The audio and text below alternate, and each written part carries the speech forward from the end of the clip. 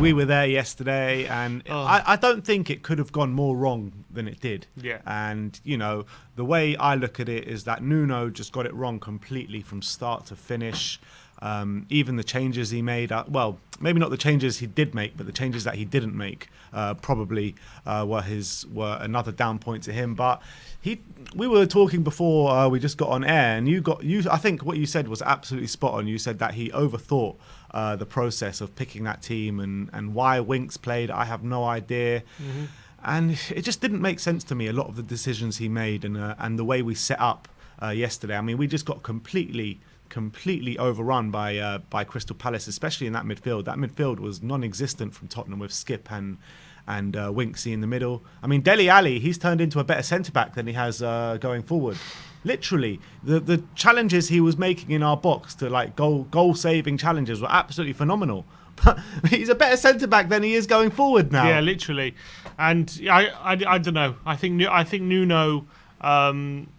definitely, I think maybe he wanted to give the players who were not on international duty, and maybe he wanted to, he'd had time with them on the training ground, and maybe he wanted to give them an opportunity. But he definitely is guilty of overthinking that team selection. He had the opportunity to play exactly the same midfield three that he'd been playing in the other three games. There was no reason to change it. Oliver Skip was fit; he started the game, so there was no reason not to go with the midfield three of Skip, Dele, and Højbjerg when it'd been working quite well in tandem with each other throughout the season so far. Maybe not creatively, but we looked a lot more creative in the other three games we did yesterday.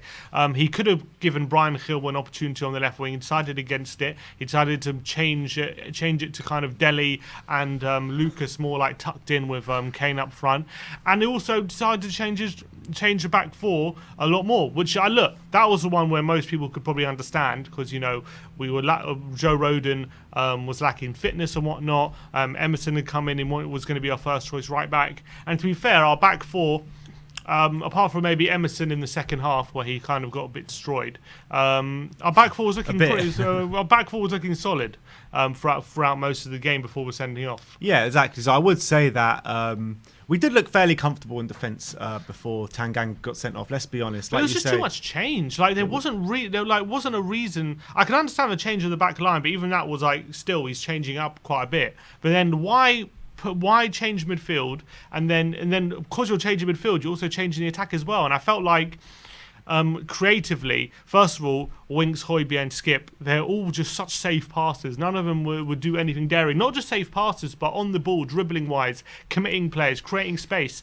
Just not there. Just wasn't there at all from the midfield point of view. If you're going to play that formation that we played yesterday, I think Ndombele has to be in the team. Has to be, because otherwise we're just so stifled. And then it's like, okay, because those three midfielders are very narrow, and the attacking players are very narrow, you're relying on the wingers, the wing-backs, to kind of create the width for us. And then in the first 10-15 minutes, they were doing that quite well.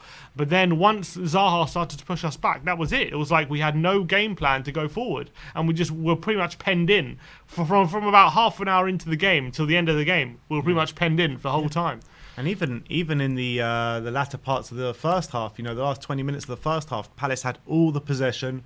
They were completely dominating us, which was hard to watch. Yeah. And then when we first started the second half, you thought, all right, we're getting into our rhythm now. Something's going to happen. And then Tanganga gets sent off. Yeah, but still, we never had any clear-cut chances. The only shot we had was that Lucas Moura chop, wasn't it? Yeah. That was it. Yeah, that was pretty much it. I think in terms of how the game was going before Tanganga got sent off, we were definitely second best. There's no doubt about it. If anyone was going to score, it was going to be Palace. However, I didn't feel like it was on its way to a 0-0, wasn't it? Pretty much. I didn't feel like the game, like we were not in control of the game, in the sense that, yes, Palace had a lot of possession and they were kind of peppering us a bit, but I didn't feel like they were about to open us up or anything like that. We kind of felt like it was under control, and maybe Rodon and Tanganga looked strong, didn't they? I think Rodon and Tanganga had a really strong outings. Reguilon actually as well, I thought had a really good game throughout the game. I actually thought he played well. Maybe going forward he was especially could have done better, but I thought defensively he was pretty good.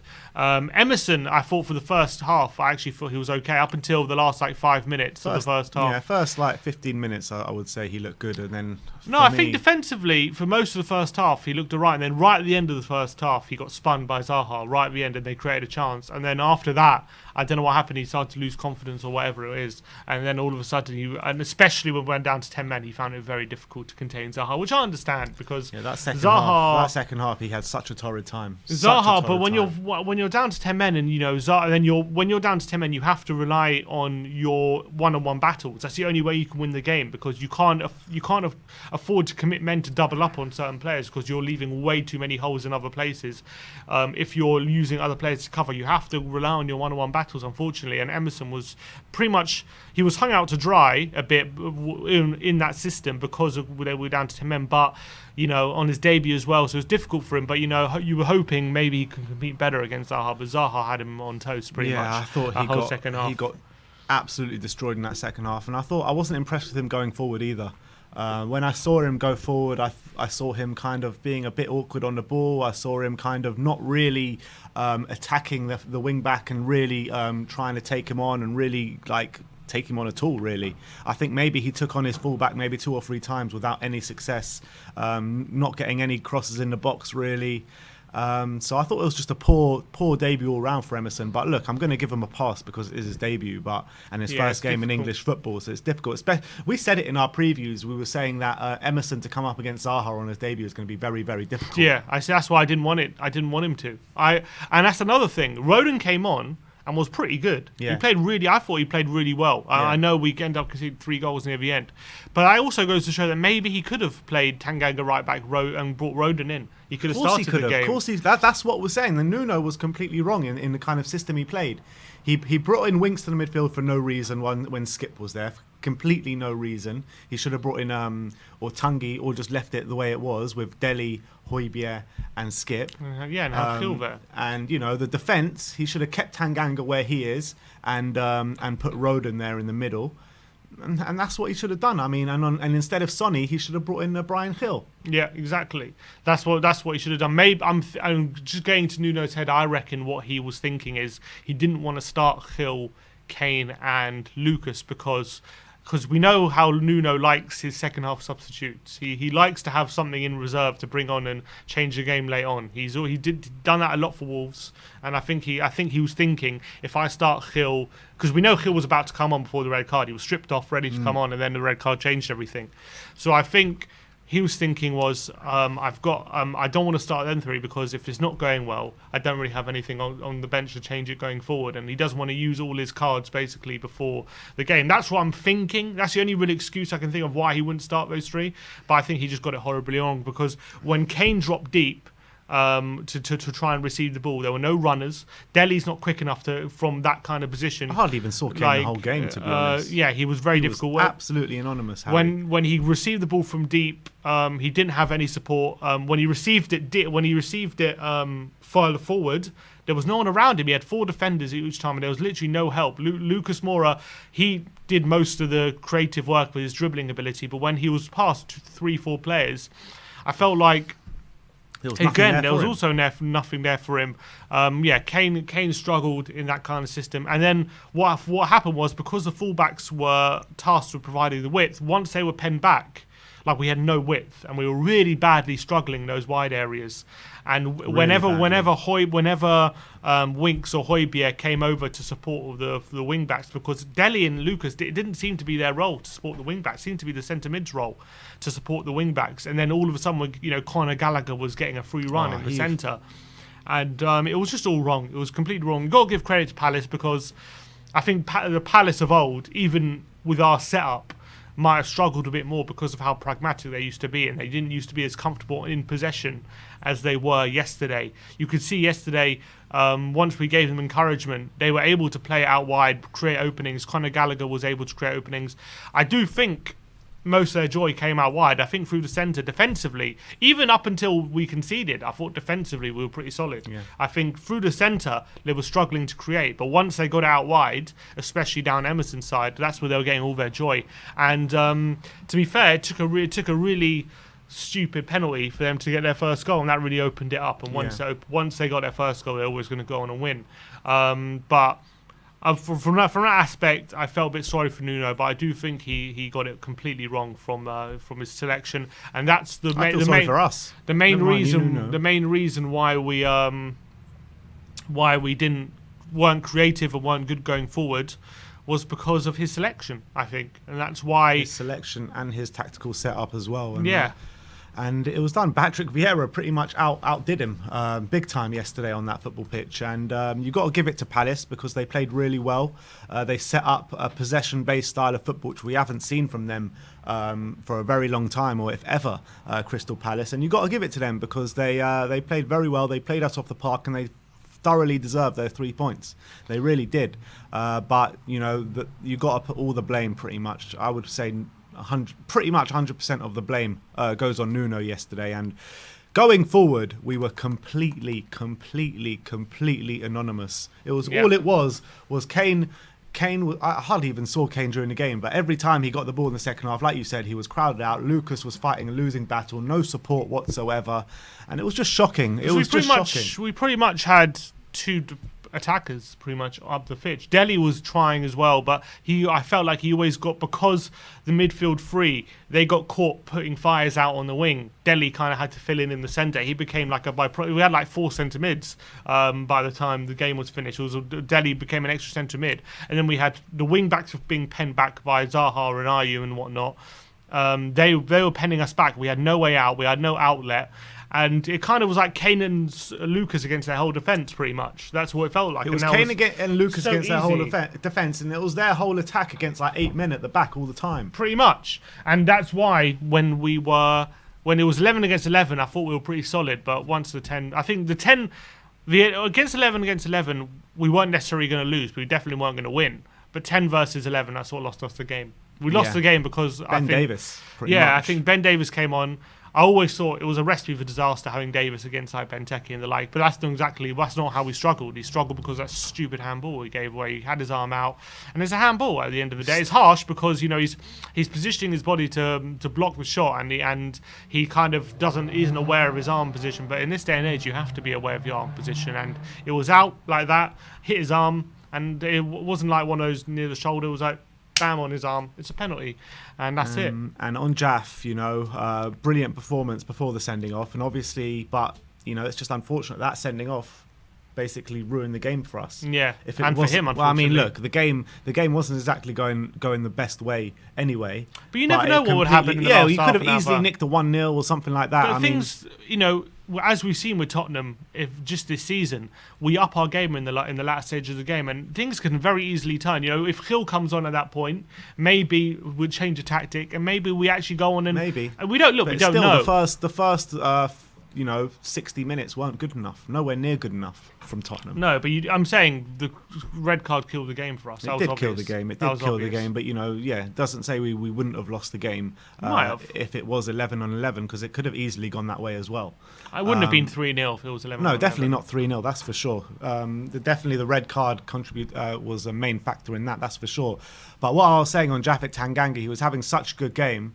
And then that little bit, that inexperience really showed, didn't it? It did. I think he got himself all rolled up with that incident with Zaha, and he let him get to his head, basically. And I think, we were singing Tanganga's name after our incident. They were singing Zaha's name, and then it was a rush of blood to the head from Tanganga. I think, you don't go in like that when you're on a yellow card. It's a late 2 minutes after you've had that yellow card. You just don't do that. It was such a stupid late challenge. You need to have a calm head about you. And now he's out for Chelsea, puts us in an even more difficult spot. We start the game yesterday with Tanganga and Dyer at centre-back. We end the game with Rodon and Davis at centre-back. Yeah, it's ridiculous. That just tells you the whole story of the game, really, doesn't it? Yeah, exactly. So that's why I've got a bit of sympathy for Nuno, just because everything was it was basically as hard as possible in terms of how things conspired. Yesterday, Dyer gets injured very early on, red card, penalty. What can Nuno do about that penalty? He can't do anything. From a defensive point of view,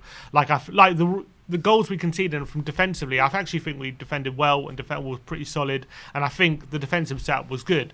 But where I don't feel any sympathy is how poor we were throughout that game in possession and how poor we looked. The quality on the ball was just non-existent, absolutely non-existent. You can't on the play pitch. Crystal Palace and be dominated but that heavily dominated by possession. Forget the red card, Jeff. Forget the red card in the last half an hour. We were heavily dominated in possession before that. You cannot get that heavily dominated by Crystal Palace. Yeah, you can't do that. Inexcusable. That's not exactly. There's no excuses for that. Yeah, and people can say we have injuries or look what injuries we have, Romero, Lo Celso, all these people, whatever. But quite honestly, the first 3 games, creatively, it's not been that different, especially in the first halves anyway. If Jose Mourinho was our manager yesterday and we put that performance out against that team, everyone would be gunning for him hard. And I think Nuno's getting a pass at the moment because he's a brand new manager. It's his 4th game, and quite rightly so. He should get a quite pass rightly so. now. He should get a pass. But on the flip side, if that was a Jose Mourinho team and that Jose Mourinho performance, everyone would be gunning for his head right now. Even if, remember when Jose first came into the job, we were scoring goals for fun. Remember, we beat 3-2 against West Ham, 4-0 against Bournemouth. Like we were scoring loads of goals early on. But Nuno, if Jose had the start Nuno had 3-1-0 wins in a row, and we're saying, oh, it's good, but it's boring football, and he's just parking the bus, all that stuff. But it's boring football so far this season. It has been. Like I know the City game was exciting because we're up for a big game. Because it was against City, that's why. But the Wolves and Watford performances. Let's be honest. I think Watford may be a bit different because I think we were always pretty much in control of that match. But but it was boring. We only win that game 1-0 though. I think we only really created chances in that game because we pretty much created them late in the game because Watford had to come out a bit to try and get a draw, and they left a lot of space for Lucas to run into as a sub, and he pretty much rinsed them on the breakaway. Wolves, we got extremely lucky throughout that whole game to get the points.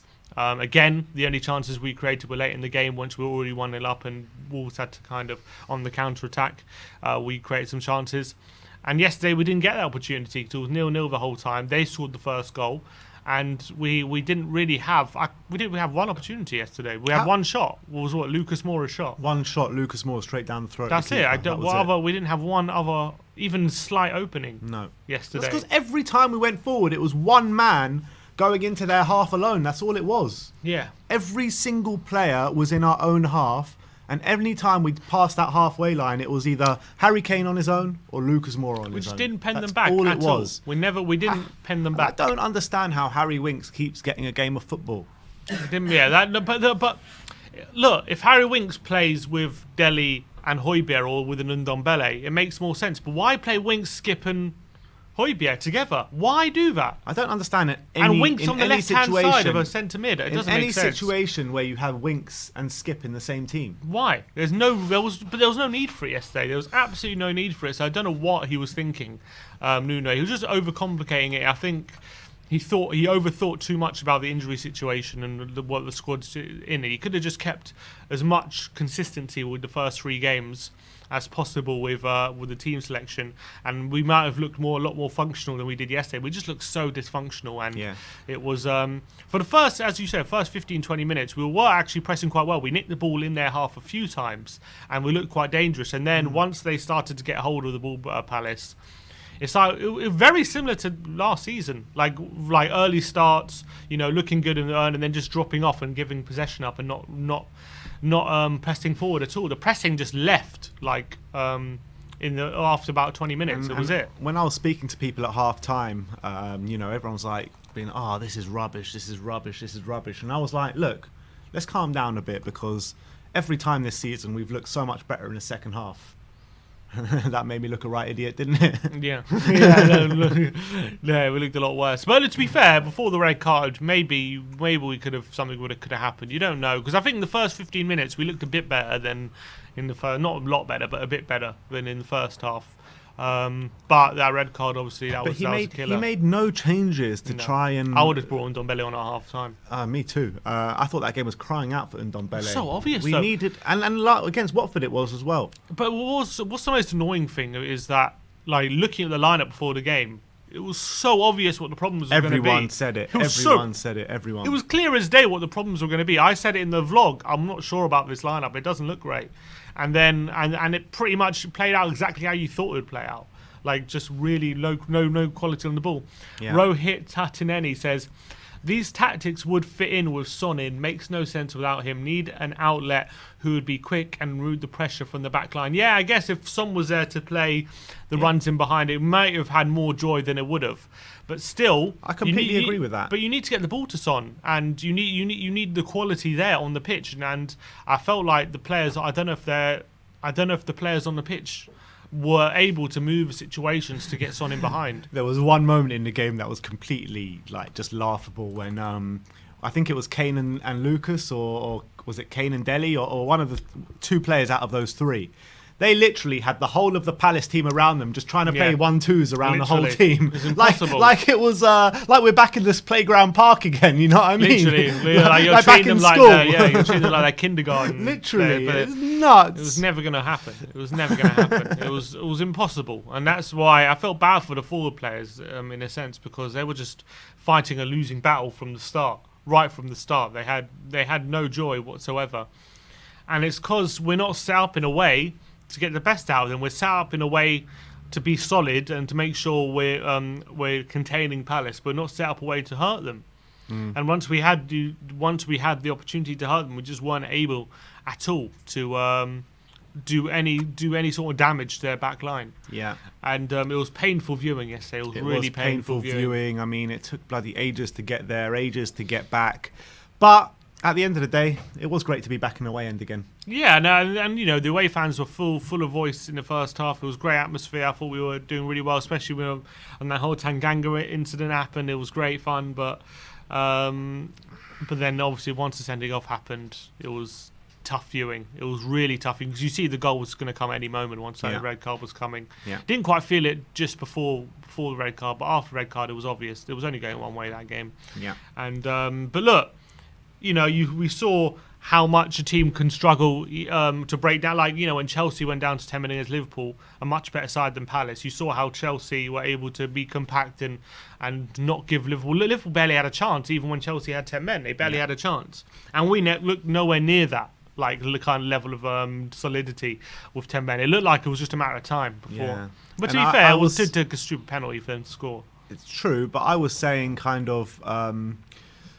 just before the international break, or maybe during the international break, I was saying, look, it's all going great at Tottenham right now. 3 wins out of 3, haven't conceded a goal. I want to see how we react when things go bad. And things went bad yesterday, and we didn't react great. We really didn't. We've got to see how it goes on from here. But the mentality still needs to be better at Tottenham. It still needs to be better.